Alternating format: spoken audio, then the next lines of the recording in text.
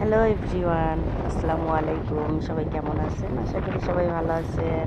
আমিও ভালো আছি আলহামদুলিল্লাহ। তো আবারও একটা রোড ব্লগ নিয়ে হাজির হলাম, আশা করি ভালো লাগবে। তো এটা হচ্ছে রংপুর টু নীলফামারী। তো যেখানে নীলফামারী যাওয়ার কারণটা আপনার কুরবানির গরু দেখার জন্য আর কি। তো ভাবলাম যে একটু রাস্তার ভিউটা আপনাদেরকে দেখিয়ে দিই। তো পরিবেশটা আসলেই ভালো লাগতেছিল, সেজন্যই ভিডিও করা। রাস্তাটা যদি কেউ চিনে থাকেন অবশ্যই কমেন্টে জানাতে পারেন, আর ভিডিওটা কেমন হলো সেটাও জানাতে ভুলবেন না। আর আমার রোড ব্লগগুলো ভালো লাগে কিনা সেটাও জানাতে পারেন। তো আজকের ভিডিও বেশি একটা লম্বা করব না।